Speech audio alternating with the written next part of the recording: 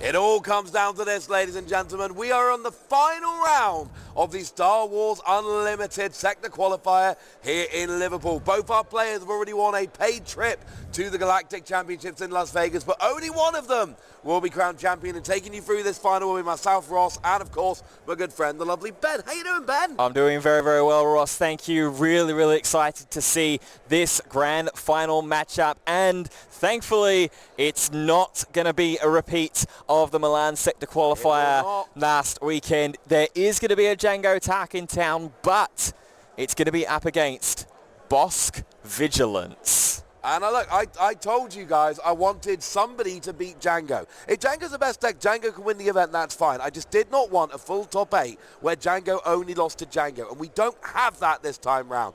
Bossk has come through, and here's the thing. If I'm a Bossk player, and I've just beaten a Jango in top 4, and now they're telling me I've got to face Jango in the final, and won 2-0, not to, you know, I'm just going, cool. I just did that. I can do that again. Yeah, absolutely. Bossk Vigilance, one of the traditional hard control decks and hard control matchups. Bossk leader ability, allowing to get some synergy with the bounty keyword that was released in set 2 of Shadows of the Galaxy. And when that leader is deployed, getting to claim bounties twice. So you'll often see cards like Deathmark, like Top Target, to be able to claim those bounties twice, get double the advantage. In the case of Top Target, it's in the case of Deathmark, it's double draw. In the case of Top Target, it's double the heal. Up to 12 healing when you take out that bounty for Top Target, because you get 6, as long as it's on a unique unit, you get 6 damage healed for claiming the bounty, and then the Bossk leader skill comes in, lets you take it again, that's another 6, that's 12 in total. That is a lot of healing, Ben. That is a lot of healing, especially against a deck that likes to go really, really aggressive in the form of Jango Tark in town. We know exactly what this deck is capable of. Couple of little differentials, though, between some of the lists that we've seen throughout the day. Jed, on the right of your picture, electing to play Count Dooku Fallen Jedi. Ooh, very nice. We've seen that a bit this weekend already. Yeah, we have indeed. It's an 8-cost unit with Exploit 2, one of the new keywords that was introduced during Twilight of the Republic, that says when played, for each unit you exploited while playing this card, which obviously exploit being the you can sacrifice one of your units, and the amount of units that you sacrifice equal to the exploit cost reduces the amount that you pay for that unit by 2. You can deal damage to an enemy unit equal to the power of that exploited unit. So it could be a really, really good closer in the deck, especially if you've still got a couple of those little one-drop like Greedos or First Order Stormtroopers still running around. Absolutely. So we have seen the fist bump wear off. Jed and Ally both choosing to go for a little bit of a mulligan here. Now, of course, the Star Wars mulligan is pretty harsh. It is all or nothing. You draw your opening hand to 6 cards. If you don't like it, you can show again, but you either keep your hand of 6 or shuffle it in and take a new hand, and then that's what you're stuck with. We don't have selective mulliganing here. It is all or nothing. It is only once. So whatever these players draw now from their mulligan, they're going to have 6 cards. 4 that they can use as their opening hand, 2 that get put down as resources, but whatever they get now, Ben, they keep in. Yeah, absolutely. And it feels like, particularly for Bossk in this matchup, that you're going to be mulliganing for some very, very specific cards. 30 event cards. That's a lot. That is a lot in this Bossk list, but pretty much all of them, if not all of them, barring restock, are removal events of some kind. Grenade Strike deals damage. Make an opening, which is a really spicy inclusion, might I add. No glory only results. Open fire. Power of the dark side. I could go on and on and on. Pretty much 29 out of the 30 are removal-based events of some kind. So this is going to be purely for Ali on Bossk, an attempt here to continue to clean that board up. And we are off. Jed gets a Stormtrooper down. But speaking of which, we do see one of those things coming right down. Grenade Strike takes out that First Order Stormtrooper, and get ready to see a lot of this. Jed plays something. Ali says, no! Yeah, absolutely. Interesting to note as well here that this is the number 4 seed up against the number 6 seed when we ended our Swiss pairings at the end of round 13. So in the middle of the pack here nicely. Ali, you can see there with that lovely record as he's continued it on throughout the afternoon here today. There is that Macon opening as well, coming down, getting that -2, -2. Yeah, we saw the P38 coming down, doesn't get to ping anything with that damage because there was nothing to ping, and then it just gets taken straight out. There's only 11 units in this deck for Ali's Bossk deck. There's 9 on the ground, 2 in space. That is it. That is all we get in the entire deck, which means a lot of these things that Jed is planning to do in terms of putting damage on units and then exhausting them with the Jango leader effect, they don't work. Yeah, and only 7 of those units are really kind of damage dealing units. You've got the client in here as well to make up the other 3, but that's a 2/5 that gives heal bounties away. Choose a unit for this phase, it gains bounty heal 5 from a base, which obviously if you've got the Bossk leader out also becomes a heal 10 with that double claim. Here comes War Juggernaut off a triple dark raid though. Yeah, triple dark raid. Let's look at the top 7 cards of your deck. You find a vehicle, you play it for 5 less, and it comes in ready, but we're still not getting full value here. This is where you want to start taking out some of these units, but here we go. We are instead just doing a perilous position, and it's gone. Yeah. Well, it gets exhausted, can't do anything, and then gets bounced back to the hand at the end of the phase, but it is essentially gone. It never got an attack off, and Jed is probably feeling frustrated here, and I hope he's okay with that, because that is a feeling you get when you play against Bossk. Yeah, he's a bounty hunter. He's not supposed to be nice. This is traditional Bossk hard control in the early game stages being played and executed perfectly. Interestingly, the last major event of the Twilight of the Republic era, Twilight of the Republic premiere event, all the way back at the end of last year, that was won by a Bossk Vigilance deck up against Emperor Palpatine on that evening. Could we see a repeat here this weekend? Well, if the start is anything to say about, looks like we will. Yeah, looks like that might be where we are. And again, Ali just beat a Jango Fett 2-0 in top 4.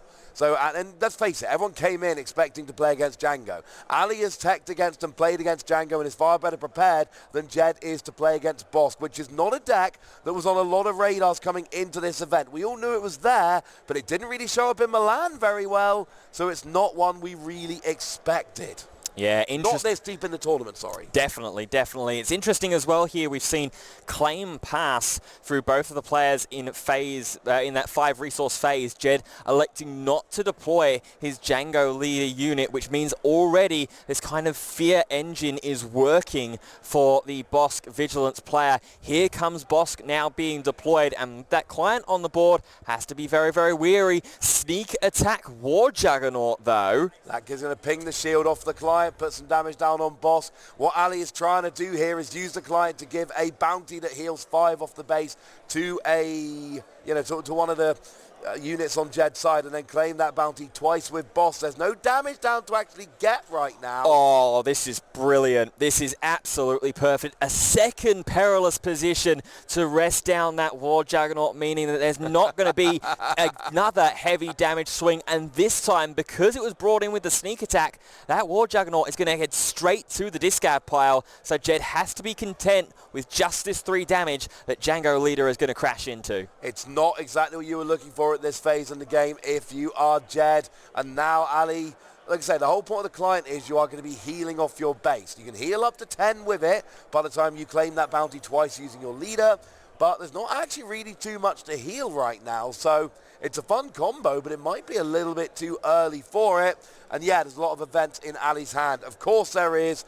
Get used to it. Yeah, see the death mark in hand there as well for Ali, but the problem is that now that Jango leader unit is on board, any damage ping will continuously be able to rest down or exhaust down all of these units. That includes the Bossk leader as well, as we see the client putting that bounty onto the Greedo. Think Jed might have looked like he would declare a pass action for a moment there with Ali counting up the resources, but Jed, with a little bit more consideration, is deciding, okay, do I fire off this Ruthless Raider now? The answer is yes. Stop Bossk from getting that immediate double heal claim off of the Greedo bounty. We see 2 damage from Ruthless Raider coming down onto the base, putting it up to 5. We see 2 damage coming down onto a unit, comes down onto Bossk. But of course, with Jango having been deployed, every time damage comes down onto a unit, it goes and gets exhausted.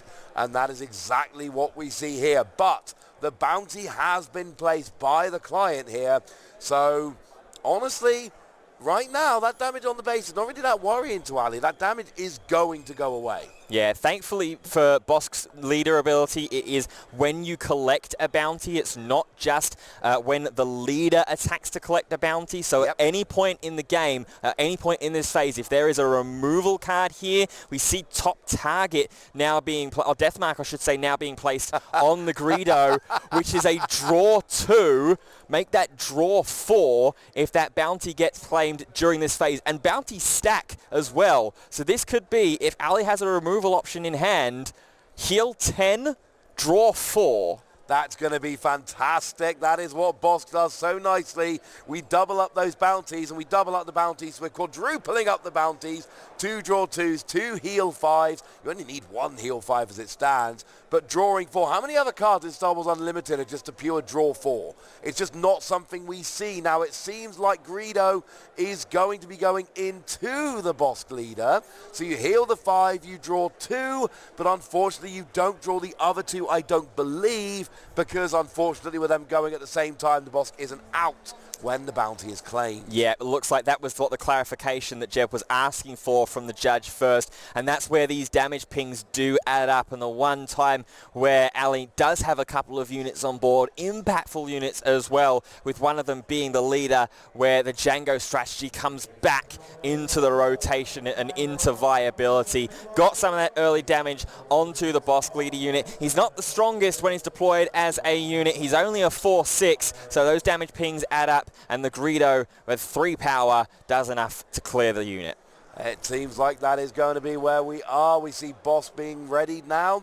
There's nothing of a bounty to deal damage to, unfortunately, but we can use the client to give a bounty to the Mandalorian here, or to, Jango. Maybe he's a Mandalorian, maybe he isn't. We can argue about that later. But we do know he's got a bounty from the client, and that is what's important here. Yeah, and we've got another 3 damage as well going into that Sundari base. Now here comes the Bossk leader ability, dealing that 1 damage, setting up potentially for some more removal options. Ruthless Raider will fly in uncontested. Here's the Palpatine. Here's what that setup ping was for.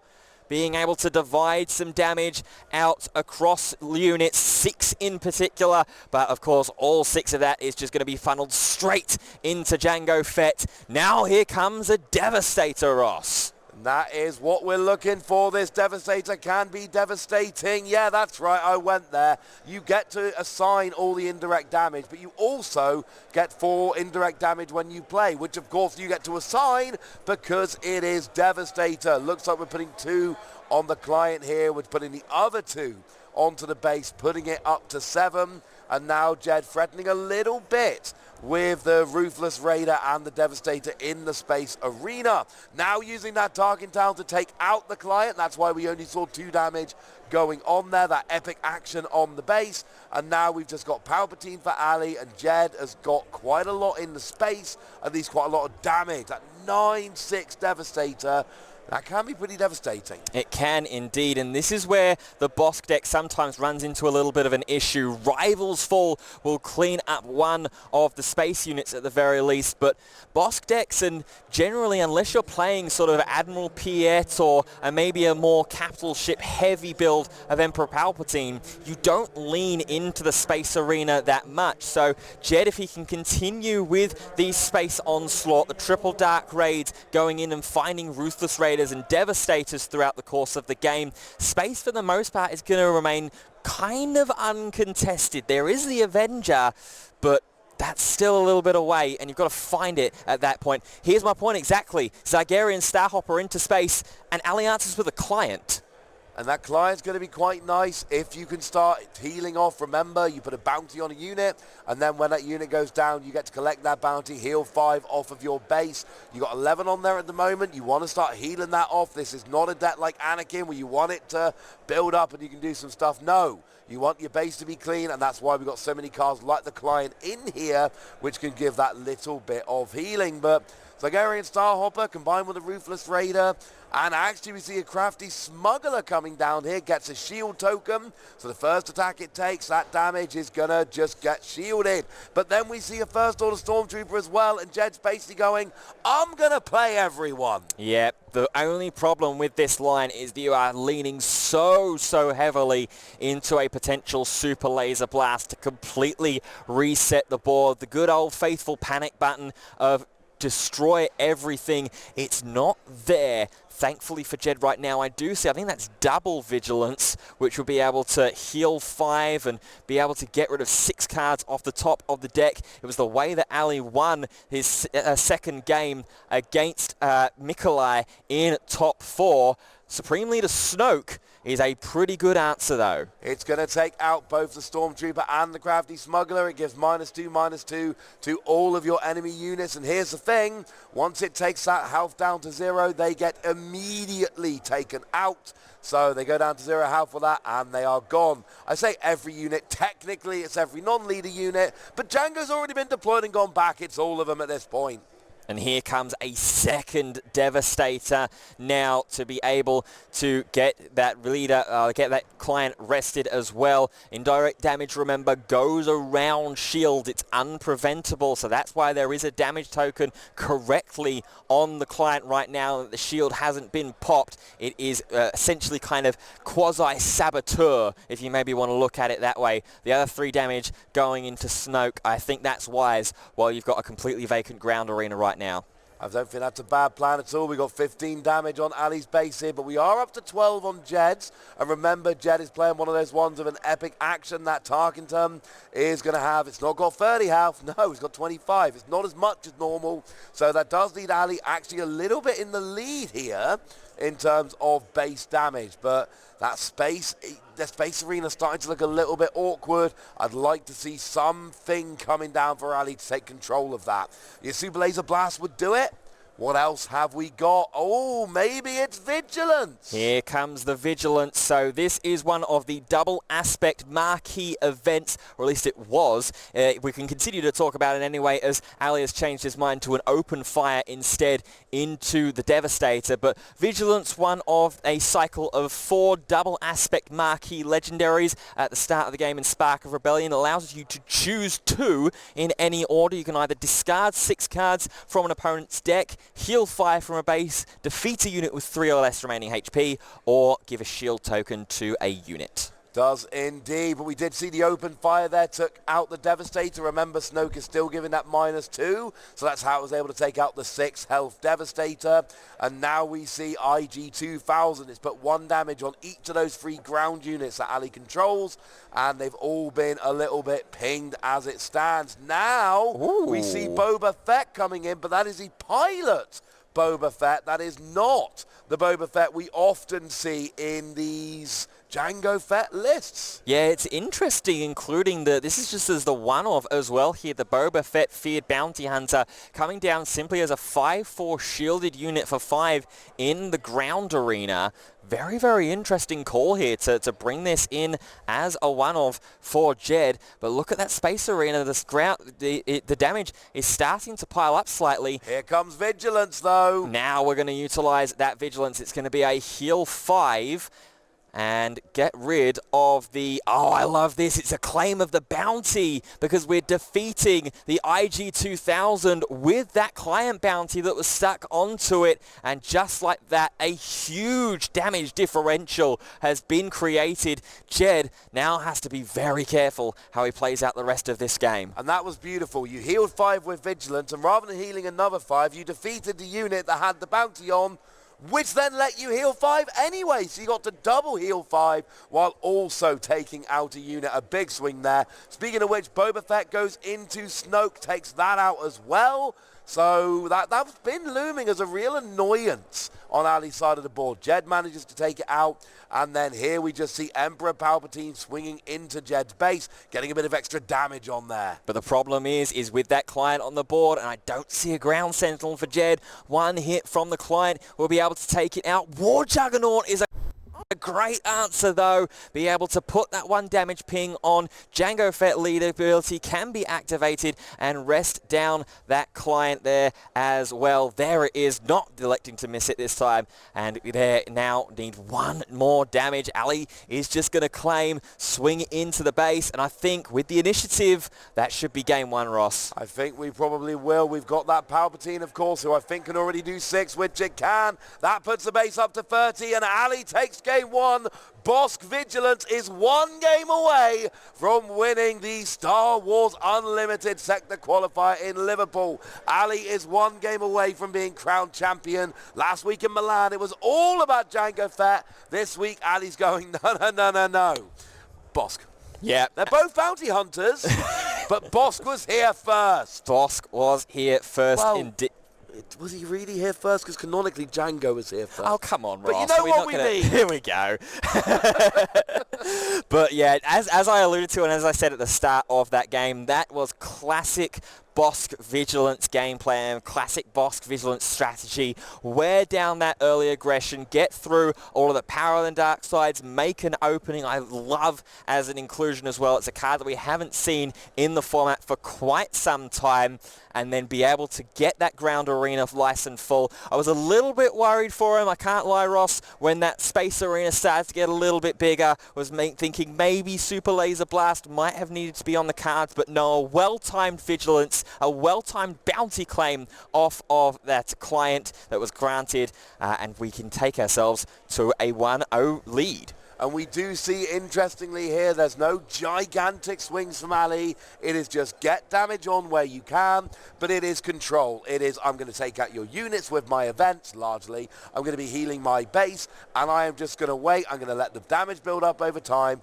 and then I'm going to swing for game. But we have sideboards in this game, Ben, so we need to have a quick chat about that. Each player has a 10-card sideboard in addition to their 15-card minimum deck. And between games 1 and 2, they have the opportunity to switch out as many cards as they like from their sideboard into their main deck, which leads me to the question, do you see anything in either player's sideboard? And it certainly seems like Jed is going into quite a bit of sideboarding here. We already see Dooku coming out. We see Greedo coming out, but what's going in? Yeah, we've got 2 Cad Banes that could potentially make their way in. Cham Syndulla isn't really doing anything for you in this matchup. That's primarily to deal with the command decks that like to play cards like Resupply and Super Laser Technician to get yourself ahead in resources. Lurking TIE Phantom potentially could be a very good option here. That can't be defeated by opponent's card effects, captured, damaged, or defeated by enemy card abilities, and it being a 4-2 when attacking because of that Raid 2 keyword could be very, very useful to helping race against Ali. Planetary Bombardment as well as some extra damage. Bazine Natal to maybe get rid of some of those early removal pieces. And then the 1 Electromagnetic Pulse. You've not seen any space units so far, any vehicles right now, so I wouldn't be rushing to put that in right at this point in time. So it's look, not going in. No, I don't think so at all. So, although I just saw his... oh, wait. Maybe it is going in? Ooh. I must confess, we saw a lot from Jed there, but there's a lot going on. It's hard to figure out. There were cards coming in, cards going out. We'll see as we play through the game. Electromagnetic Pulse wouldn't have done much in the last game. So, are you expecting any space units? Well, we know that there is the Avenger, and obviously when we get to the top 8 stages and beyond of the Star Wars Unlimited tournament, the deck lists open up, so players have an exact idea of what cards are going to be in the deck, what ratios are going to be in the deck, how many cards of what are in the sideboard. So potentially this is a case of a preemptive sideboard here out of Jed knowing, okay, I know you've got the 2 Avenger to answer some of my higher cost threats. Let me try and jump the gun a little bit, play a little bit of 4D chess here, Ross, and get that Electromagnetic Pulse in, and in combination with the Jango ability, rest it down. And like I say, I thought I saw it go in. I could have been mistaken, let's be clear. There's a lot going on. It's all happening very fast, and the players do not have to tell us what gets sideboarded in. I'd love it if they did. It would make our jobs a lot easier. Well, I'll tell you what also makes it easy, being able to see the TIE fighter immediately in the front of the hand from Jed, the lurking TIE. So that definitely did come in as we see a death mark immediately onto the First Order Stormtrooper, getting the 1 damage ping with the Bossk leader ability, enough to clear the trooper and draw 2 more cards for Ali. Ali's essentially gone through an entire regroup phase without regrouping and resourcing. That was beautiful. Deathmark gives a bounty to the 1 health Stormtrooper, and then you get to ping it with your leader ability. Since it now has a bounty, it goes away, you collect the bounty, and essentially you got rid of a unit and drew 2, and the client comes down straight away shielded. We saw how useful that was in the previous round. That client really put in a bit of a shift, frankly. Yeah, it's exactly what I expected the client to be able to do. Just sit there quite happily in the ground arena, uncontested for the most part. Towards the end of game 1, actually ended up being a threat on board that needed to be answered by a War Juggernaut out of Jed. But in the end, Ali was able to just claim initiative and swing with Palpatine. So here at the moment, just going, and it's sort of normal Route 1 strategy of, I'm going to sit in the ground arena, I'm going to sit here with a shield, I'm going to give a load of heal bounties away. I think that's pretty fair, honestly. We do see the resource here coming down from Jed. The initiative seems to be, is it with Ali here? I believe so. So I think there would have been a pass action declared here. No, it would have been with Jed because he pinged with Bossk ability to be able to claim the Deathmark bounty. So no. Here comes the space. We got that lurking TIE Phantom that you said had been sideboarded in. You were right. Plus that 7th Fleet Defender comes in with a shield. The shield is already gone and being pinned off, and here we go with that grenade strike. Does 2 damage to a unit and lets you deal 1 damage to another unit in the same arena. Yeah, but remember that important line of text on the lurking TIE Phantom, and the whole reason it's been sideboarded in for this matchup, it can't be damaged by card effects. So essentially it is a, I'm going to deal 2 damage and get rid of your now non-shielded unit. Okay, cool. You still got a raid 4 attacker in the space that's uncontested. Here is a no glory, though. Only results here, Ben, and you do get to choose, but unfortunately there's not much to choose here, and it goes down straight away. Very nice play there, and this is what Ali wants to do in the early game. You play a unit, I play an event. Oh, where's your unit? It's gone. Yeah, it has gone indeed, and look at the body expressions from Jed. You saw as soon as that no glory, only results made its way out of Ali's hand, a shake of the head, his hand to his forehead as well. This is the exact sort of position that you want to be in with this Bossk Vigilance hard control deck. Here comes the Triple Dark Raid. We have got an IG 2000, and that's about it. Yeah, you're not getting the full value here. You're not getting the cards you really want. Something like that Devastator was always fun to see, or a Ruthless Raider. They're the kind of cards we're generally looking for when we're playing something like Triple Dark Raid. Getting an IG 2000 is not as good. Does let you ping the client, though, which means that you do lose that shield. And here, no, false alarm. Thought we were getting Bossk, but we're not. Ignore me. Here comes Bossk. Here comes Bossk straight out here. But of course that Jango leader has been deployed, so any damage pinged onto the boss is going to lead it to be exhausted. But it's okay. It's just going to hit the base first. Who cares? Yeah, and you don't mind that at all when it's a 4 damage swing as well, and you're playing against that 25 health base. If you get those 5 damage swings off, it only needs a few swings, a action, a phase to be able to clean up the entire board and take this best of 3 grand final. And while you still got the client on the board, okay, the shield's gone, but it's still got 5 HP, so it can still just sit there and give these heal bounties away. What we need is a couple little damage pings of our own here to be able to double claim that bounty with the Bossk leader. Yeah, that would be absolutely fantastic, because now there are 10 damage points onto the base, so you now really do want to pull off that combo with the client and Bossk. Put the bounty on, get rid of it and claim the bounty while you've still got your Bossk leader deployed, so you get all 10 of that damage just healed straight off. Is this another triple Dark Raid here, Ben? Yeah, it's triple Dark Raid number 2. I see Lurking TIE Phantom. Ruthless Raider. See Ruthless Raider. That is exactly one of the 2 cards that you'll be looking for here in this matchup. So 2 damage is going to go onto the base. It looks like the client is going to get the other 2 damage here as well. Ali immediately rested it down, and there goes the damage counters swiftly to follow as well. You don't want to run the risk of having that bounty put on by the client, so that was the obvious choice there. Get rid of the client just for the phase, make sure it's rested, and then you can come back later. And now it seems like, oh, but we do have a top target put onto Jango Fett here. Now there's still 6 out remaining, but if that goes away, 12 damage healed off the base, which, would you believe it, that's exactly how much damage is on the base. Yeah, this is really, really nice. I like both of the exchanges here for both Jed and Ali, as we see Tarkintown's epic action take care of the client, dealing 3 damage to a non-leader unit that's damaged already. Here's the open fire. That's exactly what we were looking for, that extra little bit of damage to be able to be caused. And now Jed is going to swing into base. That's probably all he can do. Bossk will likely crash in here unless there's another event that we have for 2 to take care of this Jango, and it is going to be that double heal bounty claimed. We're going to see 12 healing coming off the base. So the base right now is at 14, I believe, but don't worry, or 15, but it's about to go down to 3. Bossk takes down Jango and heals 12 damage off the base. I think it's remaining on 3. Yeah, that seems like where we are right now. You heal 12, you leave 3, and this is why Bossk gets so annoying. These double bounties, especially the healing ones, can be a bit of an issue, though we are seeing more damage going on here.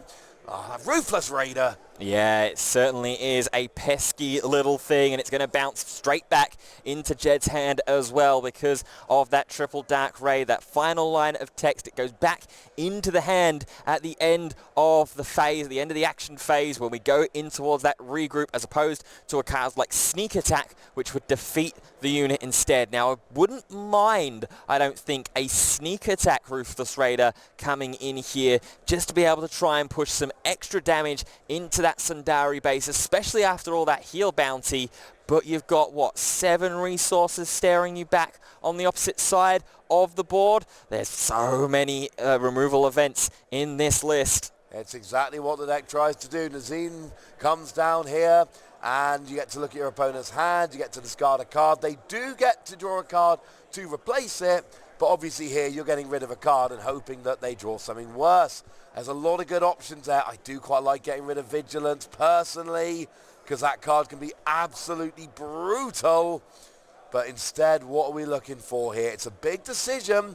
Is it the Avenger going down? It is indeed. It's really, really awkward here because none of those cards are sort of awful picks, or they're all kind of awful for Jed to see, I should say, in his hand. Avenger is the obvious sort of on-board danger threat that's going to be coming down in 2 phases. Top target is a bounty enabler for Bossk, who is still on board. The client, a bounty enabler for Bossk, who's still on board. The Vigilance, of course, everybody that's played Star Wars Unlimited for quite some time will know how powerful that event is, as we do see the Sneak Attack Ruthless Raider make its way onto the board like I thought we might see. Get that when played ability, get 2 damage on the base and on that leader unit, and then when it's defeated, take care of Bossk. Here comes Takedown. That's going to get rid of a unit with 5 HP or less remaining. Looks like it is Nazim there, and that's at least 1 threat taken off. But it seems like we are now being able to take that bounty as well. Oh, and wow. that means we are getting, and remember, Bossk is still on board, so double bounty. And in fact, it's an even better situation here for Ali because the double bounties are claimed independently of each other. You don't claim them sort of at the same time. It's not a immediate heal 12, it's a heal 6 and 6. What Ali has been able to do here is use his first bounty claim activation to heal the Bossk leader unit completely, and then the second bounty claim activation to heal the damage from the base. That is fantastic there from Ali, and his board state is just continuing to improve and improve without really committing too many bodies onto either space or ground. This is what this Bossk Vigilance deck does. Only 11 units across ground and space without counting the Bossk leader himself. Well, Ruthless Raider comes down for the third time here. 2 damage on the base, 2 damage on the Bossk. But you've got to think of this. Oh my goodness, and here we go again. We are seeing another event which is just coming down and taking that out right away. No glory, only results. It goes down, and now Ali is continuing to do his thing. And the problem is, we're getting a bit later in the game now. There's only 7 damage on Ali's base. This is the point of the game where Ali should be able to start bringing in some of those bigger units and putting on a bit of pressure of his own. And there again we see the ruthlessness of Bossk, because I think that's a third Ruthless Raider, the third Ruthless Raider coming down now for Jed with 6 resources expended. You can only have a maximum of 3 copies of a card in Star Wars Unlimited, so this is the final copy that Ali is going to have to deal with. Has the immediate answer? Of course he does, as Bossk Vigilance with Emperor Palpatine Force Lightning straight up into the space arena and taking care of it. Sure, he's going to take the 2 damage from the when defeated ability, but he won't mind that too much with the amount of damage that's on his base currently. No, and now you've got that Palpatine unit out, putting a bit of pressure on the ground arena. The only unit right now that is actually on there for either player. So now we get to the regroup phase. We are just grabbing a couple of cards. We're putting another one down as a new resource. We are readying up all of our units, by which I mean literally just Palpatine. And then we are rolling forward. And this is the point of the game where Ali should start trying to pull away a little bit, getting a bit more damage on that base, and saying to Jed, you know what? You've gone through a lot of cards at this point, and you've not been able to keep anything on the board. Yeah, this is a really, really awkward place for Jed to be. The hard control lock is well and truly in position, because what Jed's doing here, as we see that another triple Dark Raid make its way out here, what Ali is doing is forcing Jed to only play, or try and play, 1 unit at a time. And playing 1 unit at a time into this Bossk Vigilance deck means that you could just pick them off as they come through with all of these single target removal events. And here's the thing, right? You get a P-38 Starfighter, you get the P-38 off of the Triple Dark Raid. On the one hand, it does ping Palpatine, then your leader skill exhausts Palpatine, turns it off for the turn, yay. On the other hand, you just used a Triple Dark Raid to play an elite P-38 Starfighter. That's only a free cost card to begin with. Yeah, you're paying the exact same cost as you did with the triple. And Snoke comes down and takes it right out. Yeah, this is absolutely perfect. And this is what I was just talking about here. Ali is forcing Jed into these 1-for-1 trades that are so much more advantageous for Ali, and in this situation he's actually getting a 2-for-1 essentially, because the triple Dark Raid was expended in order to play that elite P-38 Starfighter. Look, we're claiming and passing again between the 2 players. Ali's got 2 units on board and is doing exactly what you suggested now, Ross, starting to build that tall board and starting to avalanche and slowly slide his hands onto that Sector Champions medal. It's not giant swings like we see in some decks. It's control, control, control. Ooh, I got a minute, I'll play Palpatine, which is really control anyway. Ooh, I got another minute, I'll play Snoke, which also is really control anyway. Oh, well, now I've got nothing to do with them. I might as well swing them into the base. But actually, I'm swinging for quite a bit every turn anyway. The good news is Devastator comes down for Jed and does take out that Palpatine straight away. But there's another Palpatine, which comes in and takes out the Devastator. Yeah, this is absolutely ruthless from Ali so far, and Jed is sitting there at the moment wishing and hoping and praying that he would have just been that little bit faster, gotten some of those 1-cost units out a little bit quicker and started to flood the board. His start wasn't terrible, that lurking TIE Phantom coming in from the sideboard exactly as I thought it might do, being able to get a little bit of chip damage in, but double claiming those heal bounties, getting that Bossk heal cleared as well earlier on in this game. There's another Devastator taking out Snoke. Another Devastator comes down, but this is the problem. We're pretty much tapped out of our resources. Ali's able to swing for 6 into base first before we even go ahead and deal with this Devastator, if we even need to here as well, with the damage that's on base. Well, there's quite a lot of cards in hand. There's a very good chance Ali has something which can take care of the Devastator. We see a Zygerian Starhopper coming down, which is going to do a little bit of indirect damage, but it's not exactly a gigantic threat here. It's not really what Jed's looking for at this stage of the game. We do have an open fire, but unfortunately with a Snoke having been removed, it's not going to be enough. Yeah, we can deal with the Zygerian Starhopper immediately, or it looks like we're just putting the damage onto the Devastator, potentially make an opening here to remove the final 2 HP with that remaining. As soon as it goes to -2/-2, similar to Snoke, it goes away. Here we go. That's exactly going to be the play. It's the same -2/-2 that we would see from Instead, it's on make an opening, but the point is the 4 damage from open fire plus the make an opening -2 works very nicely indeed. So that's working out. Now do we have a way to get rid of Zygerian Starhopper? Do we even really need it? We've got the client coming down, and that means Ali is building up for more base healing coming in. Already ahead on base damage. His base has 5 more to begin with. He's got healing lined up. He's got the better board. He is really moving into control in the final here, and he's already 1 game up. Yeah, he also has a Vigilance, I believe, in hand, which choosing the second mode on it would be able to defeat a unit with 3 HP or less remaining. Or in fact, I don't think he does. I misspeak there. Apologies. There isn't a Vigilance in hand, but it looked like there was still plenty of removal options in there. I do think I did see the no glory only results if we do want to go ahead, steal that Zygerian Starhopper and defeat it immediately. Yeah, and a lot of the time that is what you want to be doing, getting rid of those units as they come out. So, Ali here in a great position. Jed is not in a stronger position. The question is, what can he do about it? Is there any way around this? We do use Cad Bane, and we go and take a unit there, which is quite nice. Was that the Palpatine? It was the Palpatine that was stolen there. Might as well steal the Palpatine. It's the only thing that's immediately threatening in terms of damage with the 6 power as opposed to the 2 here of the client. The client is going to go ahead and get his hands dirty though, Ross. He is going to go and put 2 damage into the Tarkin town, and now Jed is starting to find that rhythm a little bit, flood the board out. But by going wide, you know what you run into, Ross. That super laser blast. Well, we've got no glory, only results here. And that is going to take out Cad Bane, which is going to free Emperor Palpatine, who is still exhausted, so you have to wait till next phase to get any real value out of it. But that was the big threat on Jed's board. The Zygerian Starhopper, the P-38, they're not big ships. They don't do a huge amount.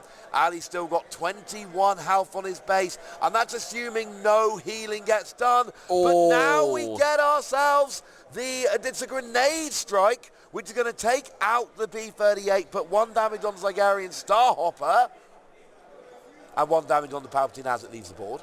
It will indeed, and importantly though, however, for Ali, he is representing game on board with 18 damage. That Palpatine will swing in for 6, put him up to 24, and then the 2 damage for the client will be more than enough to crown Ali our sector qualifier champion for Liverpool.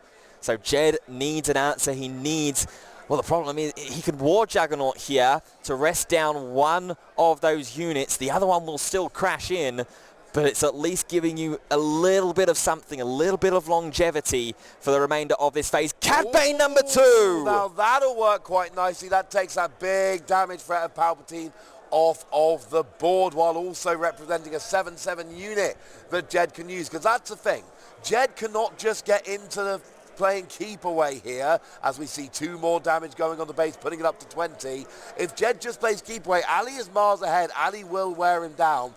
Jed does need to start representing more of a threat to Ali's base, or else he's not really winning the game. He is just prolonging until Ali is crowned champion.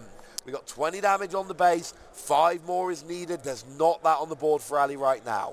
Yeah, Ali just counting up his resources. It's been quite some time since he's needed or wanted to put a card down into the resource row. Remember, it's not a mandatory thing that you have to do during your regroup phase. You can declare no resource and keep your cards in hand, which is what you'll typically see players do towards the mid to late game once they've reached that sort of top end of their resource cost curve, as we see top target come down onto the Cad Bane. So clearly, Ali has some plans for that 7 cost Cad Bane.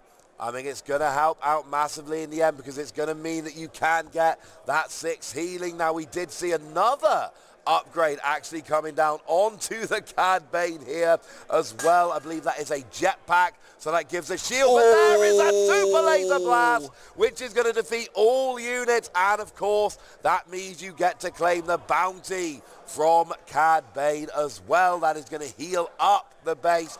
This is a card that not a lot of decks can afford to play, because it really is a break glass in case of emergency kind of deck.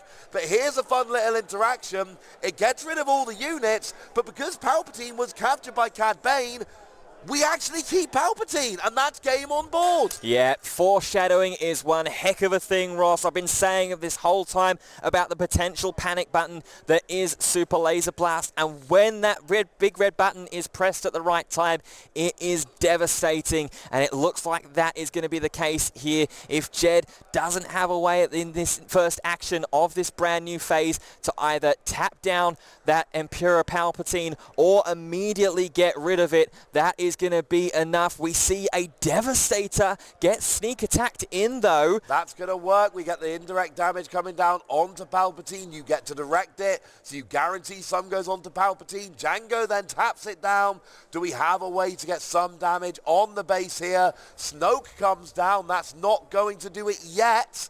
But again, it's more threat on the board. It now means Jed's got 2 things that need to leave in order for him to stay alive in this game. Oh, and I don't like his hand very much. No, it's just what? Daring Raid and Planetary Bombardment, I think, in the hand currently for Jed. Planetary Bombardment, a card that we've been speaking about a lot through this weekend, but not one we've seen played. We do get to see it now, because we deal 12 indirect damage because we control that capital ship. So a board wipe right back at Ali here, as a death mark makes its way onto this Devastator. And because the capital ship is Devastator, you did get to direct that damage. You could have actually, Ali could have taken it all onto his base if it was his choice, because that actually 12 damage on the base wouldn't really matter right now. So I said I didn't like his hand too much. It wasn't a good hand, but you know what it did have?